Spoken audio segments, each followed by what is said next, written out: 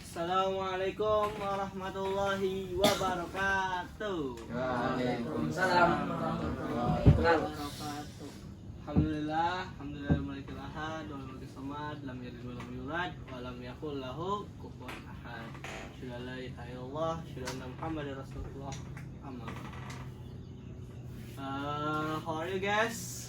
Fine. Okay, so sebelum kita mulai our lesson, so let's doa by ourselves. Doa start. Doa selesai. Oke. Jadi materi yang kita akan pelajari di kali ini di kelas kali ini, insya Allah kita bakalan belajar tentang orang-orang yang berhak menerima zakat. Kita akan melanjutkan materi yang sebelumnya. Sebelumnya kita bakal belajar dulu waktu menunaikan zakat. Zakat wajib dikeluarkan ketika telah melewati haul. Haul apa? Ada yang tahu haul? Batasan waktu. Ya benar, haul itu batasan waktu. Jadi syarat zakat ada dua, melewati haul dan satunya apa? Nisab. Nisab ya, nisab. Nisab apa? Batasan harta. Ya benar. Jadi waktu menunaikan zakat ketika telah melewati haul. Batasan haulnya berapa? 1 tahun. Ya benar sekali. Novel pinter banget Novel ya. Insya Allah 1 tahun ya. Jadi kalau udah lewat 1 tahun, nah itu wajib zakat. Nah terus gimana kalau ditunda-tunda, dan ini sudah dijelaskan dan tidak boleh diakhirkan dengan alasan apapun. Alasannya males, aduh capek, nantilah, nggak boleh ya. Karena sudah melewati haul, maka sudah saatnya kita menunaikan zakat. Allah Subhanahu wa taala berfirman, wa aqimus shalah wa atuz zakah wa atiur rasul la'alakum turhamun. Dan dirikanlah sembahyang, salat, tunaikan zakat, dan taatlah kepada Rasul supaya kamu diberi rahmat. Nah, dengan kita zakat ini kita bisa diberi rahmat oleh Allah Subhanahu wa taala. Bayangkan ya, Masya Allah. Nah, terus juga Allah berfirman, wa atu haqqahu yauma hasadi. Dan berikanlah haknya atau zakatnya pada waktu memetiknya. Jadi inilah kenapa kita tidak boleh menunda-nunda. Allah udah bilang dan berikanlah haknya. Berarti zakat nih hak siapa? Hak orang-orang yang berhak menerimanya. Nanti kita bakal bahas di slide selanjutnya tentang siapa saja yang berhak menerima zakat ini. Nah, jadi zakat itu juga hak bagi orang-orang yang berhak menerimanya. Dan kita harus memberikannya pada waktu memetiknya. Tadi 1 tahun tadi, haul maksudnya. Next sini. Adab menunaikan zakat.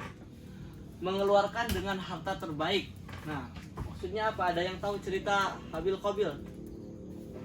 Ya, Yang pas tahu. kurban. Ya, tahu. Anau. Ya, bedanya apa coba? Habil ngasih kambing, ngasih itu ternaknya. Ya, yang terbaik. Ya, kalau Qabil ngasih panen tumbuhan. Ya. Jadi bedanya antara Habil dan Qabil tuh, yang satu ngasih yang terbaik, yang satu ngasih seadanya. Yang diterima yang mana? Yang terbaik. Nah, jadi kita juga zakat harus itu, mengeluarkan dengan harta terbaik. Yang kedua, memberikan zakat pada orang yang semestinya. Jangan ngasih orang udah kaya dikasih zakat, kan enggak juga. Karena ada orang-orang yang berhak menerimanya. Yang ketiga, utamanya seseorang memberikan memberikan atau menyalurkan zakatnya sendiri tanpa diwakilkan. Jadi langsung sendiri, nggak minta bantuan, kita langsung sendiri, itu lebih utama. Sini lanjut, Allah berfirman, wala tayammamul khabitha minhu tunfikuna walastum bihi illa an tughmidu bihi. Dan janganlah kamu memilih yang buruk-buruk lalu kamu menafkah memutuskan daripadanya. Padahal kamu sendiri mau mengambilnya melainkan dengan memincinya mata terhadapnya. Ini lanjut.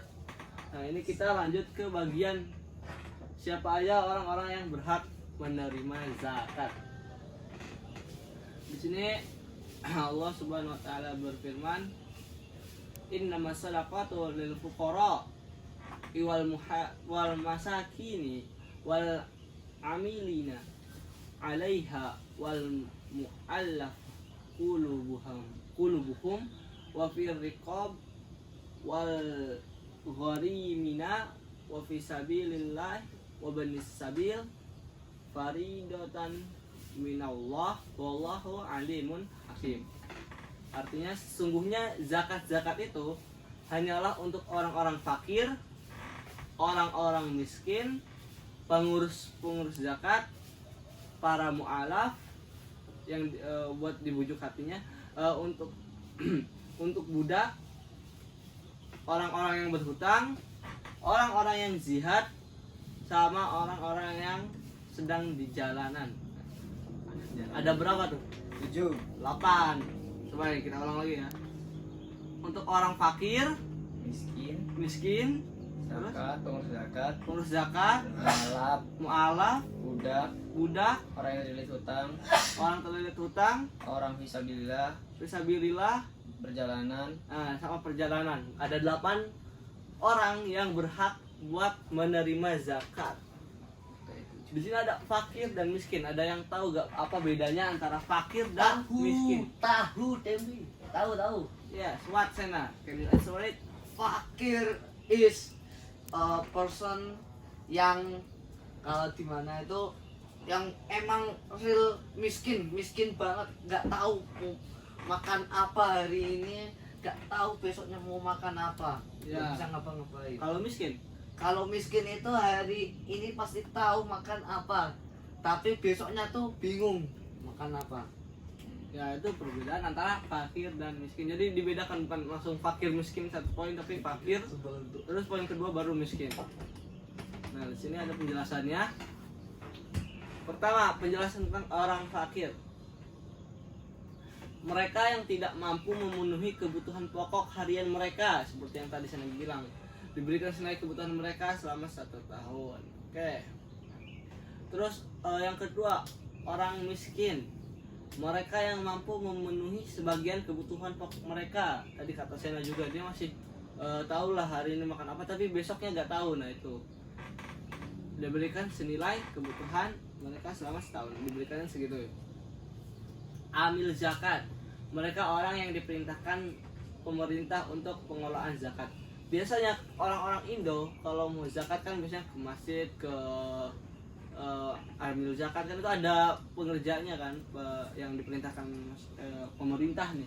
Nah itu juga berhak mendapatkan zakat. Yang diberikan kepada amil berapa? Diberikan sesuai kadar kerja apabila tidak dapat gaji dari pemerintah. Kalau nggak dapat gaji tuh udah disuruh terus nggak dapat gaji, nah itu bisa lah. Cuman rata-rata amil zakat itu udah kaya, jadi ya tau lah. Yang ketiga, yang keempat nih, mu'alaf. Mereka yang baru masuk Islam atau diharapkan masuk Islam, diberikan sesuai kerelaan mereka. Kenapa kita ini ada mu'alaf?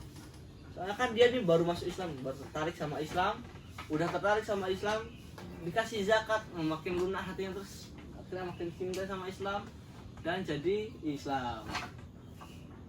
Nah terus yang kelima nih, budak. Diberikan kepada mereka yang hendak membebaskan diri dan untuk menebus tawanan muslim, untuk membebasin budak ya. Selanjutnya sini ada gorim, berhutang. Nah, orang-orang yang terlilit hutang juga berhak menerima zakat. Untuk apa? Untuk kebutuhan, untuk mereda perselisihan kan. Ya misalkan nih siapa namanya, Noval nih ya. Noval ini rumah tapi masih ngutangnya ke bank. Nah karena gak bisa bayar, bank ambil rumahnya Noval. Nah, itu kan jadi Noval udah punya hutang, terlilit hutang, jadi bisa dikasih zakat ya gitu. Terus fisabilillah, orang yang jihad. Terus Ibnu Sabil, orang musafir yang kehabisan bekal atau dicuri. Misalkan ya kita kan dulu kan pada zaman Rasulullah, orang yang safar itu gak 1 hari 2 hari kayak sekarang. Sekarang mah gampang, tinggal bisa pakai pesawat, bisa pakai bus, bisa pakai kereta, kan lebih cepat dan mempersingkat waktu. Nah tapi dulu kan tidak ada teknologi seperti ini. Mungkin dulu pakainya kuda, onta. Nah, jadi kan lebih lama, seminggu, sebulan.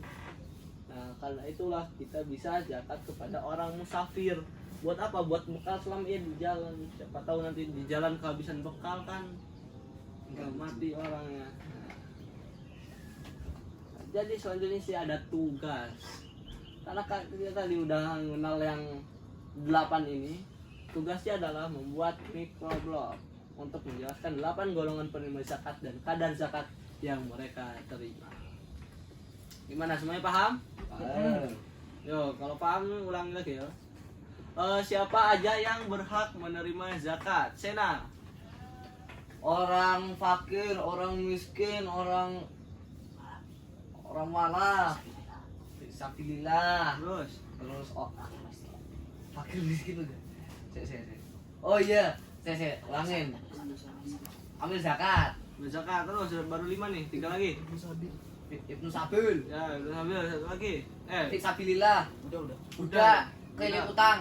Ya, benar, 8 poin tadi. Mungkin karena semuanya udah paham, ya kita tutup aja kelasnya, tapi jangan lupa tugas dikerjain ya. Deadline hari ini. Oke. Maybe that's all for me ya. Karena semuanya udah paham, mari kita tutup kelas kita kali ini dengan bacaan hamdalah dan doa kafaratul majelis together. Alhamdulillahirabbil alamin.